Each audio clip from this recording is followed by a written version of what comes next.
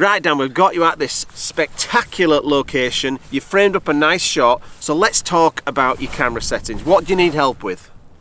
Oh, what's this AF MF here? The AF is for absolutely fabulous. So if you want your image to be really, really fabulous, make sure you've got AF switched on. And then MF, what's MF stand for? Medium fabulous. Why would you want medium fabulous, Adam? Well, you have to evaluate the scene, and if you come to a scene that's kind of, not so great, then you would put it on medium fabulous. Absolutely fabulous would be overkill. Well, it tones it down a little bit. Tones it down, right? Yeah, it makes it more subtle. Yes. So that's your AF, MF. What else do you need help with? Well, this ISO, what should we have for a scene like this? ISO, Adam. What's that? Increasingly shitty outcome. Oh, that's right, yes. So if you crank the increasingly shitty outcome, you'll get more noise in your image. Now, Sony are very, very popular for having good handling of the increasingly shitty outcome if you can get their batteries to last long enough. So the ISO is in the battery? Correct. Listen, now that we're here on the Faroe Islands, I think Paul was right. Like, it was totally out of order how I inveigled that Landscape Photographer of the Year trophy from you. And I'm sorry. And if you remember when we were on Mull, I did promise you I'd get you some pickled eggs. Oh. Yeah? Thanks, Gavin. Are we alright now then? Yeah, back to normal? Thanks. Sweet. Alright, let's go to Saxon village. So down under the ocean we descended into the amazing tunnels that connect the islands, where I would soon regret my peace offering to Methuselah. Oh, eggy. Eggy? Yeah, oh, delicious. You're not going to eat those in the car, are you? Grumpy consequences. Oh yeah, it could get a bit ripe. No! Oh. We would later pay the price for my bad decision to indulge the unwholesome eating habits of the leather-faced fossil. So I'm here at one of my favourite secret locations on the Faroe Islands. Every time I've come here, I am the only photographer, and today I've brought my group here, and we haven't seen any hikers or photographers. We've got the whole place to ourselves. And what I love is this waterfall that pours down off of this cliff, hits this second river, and the two rivers together go off into the distance underneath the shadow of this epic mountain that you can see in the top. So the beauty of having a small group here is that Uncle Grumpy and I, we've got everybody taking turns to get the shot, and we can all get the shot and hopefully get that light and capture a beautiful image. But of course, my image will be the best one. No, actually mine will be better. No, mine will be better. No, mine will be better. No, mine will be the best. No, mine will be the best. I mean, clearly, mine will be the best. No, the light's just crap when you took yours. Mine will be the best. Well, you'll have to watch Uncle Grumpy's video to decide if you prefer his shot or my shot. So here's a link to his video, and here is my shot. I think it's quite obvious who got the better shot, but do let me know your thoughts in the comments, but only if you like mine best. Now, if you plan on visiting Saxon village, I'll give you this word of warning. Keep off the grass, or you may incur the wrath of the Kraken. Sean Bagshaw knows exactly what I'm talking about. As usual, the haggard one is always on the lookout for a local glory hole, but judging from the size of this one, he'd be leaving empty-handed. Even on a grim day, Saxon village is a landscape photographer's dream. I mean, just look at this business, will you? Eh? So now we're at the village of Saxon on the island of Streymoy, and we're actually getting some lovely conditions. The light was a little bit better earlier, but this is the kind of stuff that you need for atmospherics. You need a bit of rain to come in and then sun to eradicate the rain, and you need that switch between the two different weather conditions. Sun and rain can often mean light rays or rainbows. I'm loving that very atmospheric bit of rain that you see at the top of that mountain there, and I've framed up my composition. We've all spent about 25-30 minutes framing up some really tasty comps, and now it's just a case of waiting for the light. And we've already seen such good light that I feel very optimistic that we'll see even better light.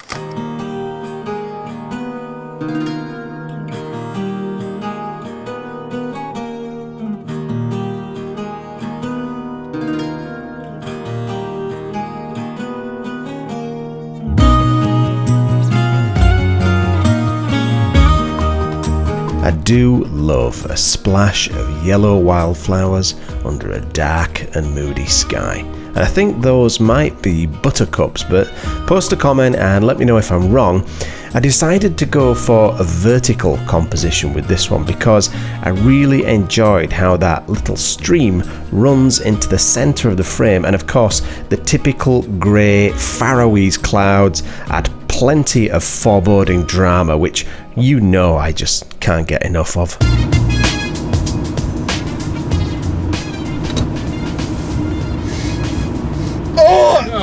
Oh God! Please. Oh, you're not eating eggs again, are you? Yeah, you want one? Oh no, I don't want a bloody. I think we've had enough of your eggs. Oh, don't, please don't. Adam. Oh, look at the cute little lamb. Some of them were smaller than my cat, Leo, and while I did want to stop and cuddle one, I didn't think it would look very professional. Driving in the Faroes is really quite enjoyable. If only I was driving a Ferrari Enzo instead of this overpriced Hyundai Polyp. The rest of the day was spent scouting out new locations, which has to be one of my favourite things to do. There's nothing quite like discovering new roads and new landscapes, and this little viewpoint here on the way back to the island of Vagar was exactly what we were looking for. One thing that I absolutely love about the Faroe Islands is that you can just kind of randomly drive around and stumble across scenes like this, which I never saw the last time I was here, but what a find. So we've spent about an hour just kind of looking for compositions and finding cool foreground to feature that spectacular island. The way that the side light is just hitting that is really, really contrasty and beautiful in the setting sun. So I reckon I've found a couple of decent comps, but I believe the light will get better. So even though I've taken some shots now, I think it'll get better. So we're going to probably move on, do some more exploration, and then if we don't find anything better, it's pretty sweet to have this location in our back pocket so we can come here when the sun is setting and we maybe even get some lovely red light on these peaks. I mean, look at that. Look at that over there. Imagine that going red and pink and some colour in these clouds. Tremendous. So we spent the rest of the evening cruising around looking for juicy viewpoints to add to the ever-expanding list of savoury compositions. But this was a school night and we had an early morning appointment with some severe cardiac arrest. So it's day 2 of the Faroe Islands workshop and we're going to go on a very steep hike. We're going to go up the top of that mountain there, and the sign says it's about 2.5 hours one way, but once we're up there we get epic views of this island here with those massive spires that look like claws shooting up into the air. So I reckon it'll be worth it. Now the light will probably be a little bit too bright, but if I point my camera over in this direction, you've got some cool clouds and some nice dappled light. And that's the thing I love about the Faroe Islands is you don't really have to be here for golden hour. You could be here in the middle of the day at noon, and depending on what the clouds are doing, you might actually get some very dynamic light. So that's our goal. That's where we'll be. Let's hope we make it alive. Because I respect you guys, and I know that your stomachs are not that strong and I don't want you to heave, what I've done is I've double bagged my reeking hiking boots in 2 plastic bags, tied those up and sealed them so that you don't have to smell Stilton blue cheese all day long. But now they're coming out of hiding and I'm losing my appropriate footwear to don my inappropriate footwear. You are welcome. You can always expect the highest levels of courtesy, luxury and sheer professionalism on any Fototripper workshop. So up the steep hill we climbed, and it occurred to me that I couldn't really tell where the sheep shit ended and the soil began, so abundant were their droppings. Oh, and did I mention the steepness? I believe I did. With cliffs like these, you would not want to be hiking in the fog. In the Faroes, there are no safety fences. In the Faroes, you're expected to take responsibility for your own safety, just like it was back in the old days when people relied on common sense to keep them alive. I mean, Just look at me as a perfect example of common sense. I actually ditched my flip-flops.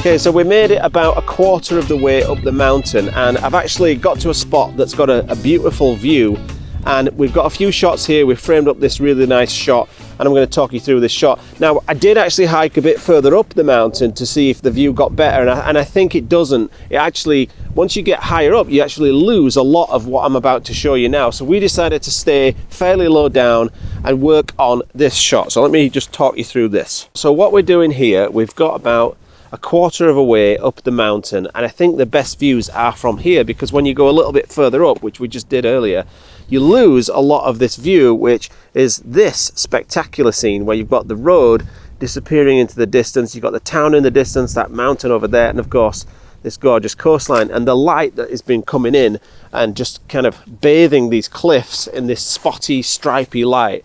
It is spectacular. So lower down the hill seems to be where the best compositions are.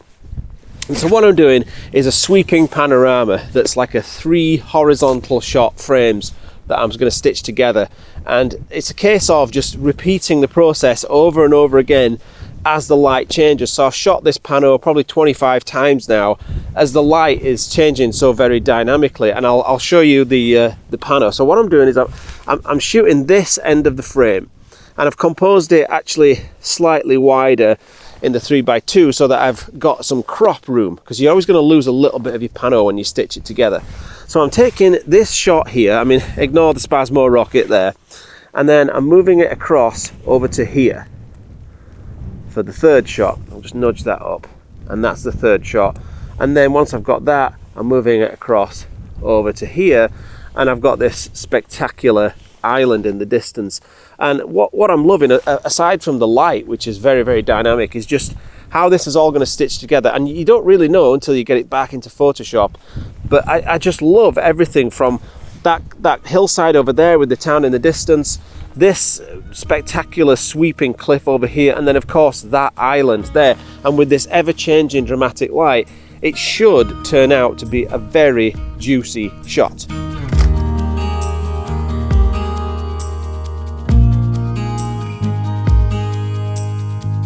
Well, it actually turned out rather nice, and I always love it when I can capture 2 different weather patterns in one shot, because on the left you can see the rain seeping in under mottled sunlight, and on the right, well, it's a relatively clear day with light blue skies. Now I think I would actually make this a 6x2 and crop out some of that rocky foreground to simplify the composition.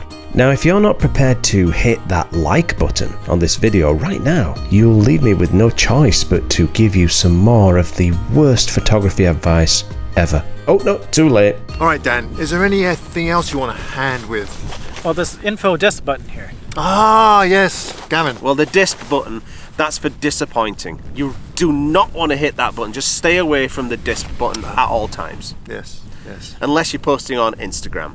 So Dan, these are the basic settings. You've dialed all of those in perfectly. What else do you need help with? Well, in a scene like this, where would we focus? Oh, that's easy, Dan. Just focus on my face. It's true though, just focus on his face and you'll be fine.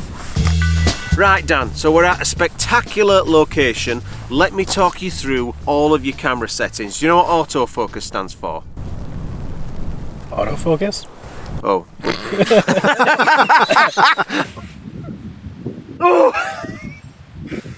You know that smell that you get in a really old washing machine that's just been left? It's all musty and... When you left your wet clothes in there. Yeah, well these were wet from that river like a week ago. I'm surprised they're not covered in mould. You've got a bit of a double curl there now. It's Krusty the Clown's dad. Do you like salmon? I love salmon, but I prefer it cooked. Do you like it with pickled eggs? Oh, this is going to be a rough ride. It's going to be stanky. It smells like old man's feet. Smells like me hiking boots. You're eating my hiking boots right now. How do I taste? This sandwich is as dry as a desert twig. And right now I'm almost missing Subway. That's how bad it is. Is it worse than a Tim Hortons sandwich? You know I like those sandwiches. They're not actually pickled eggs, they're pickled potatoes. Cod lobster.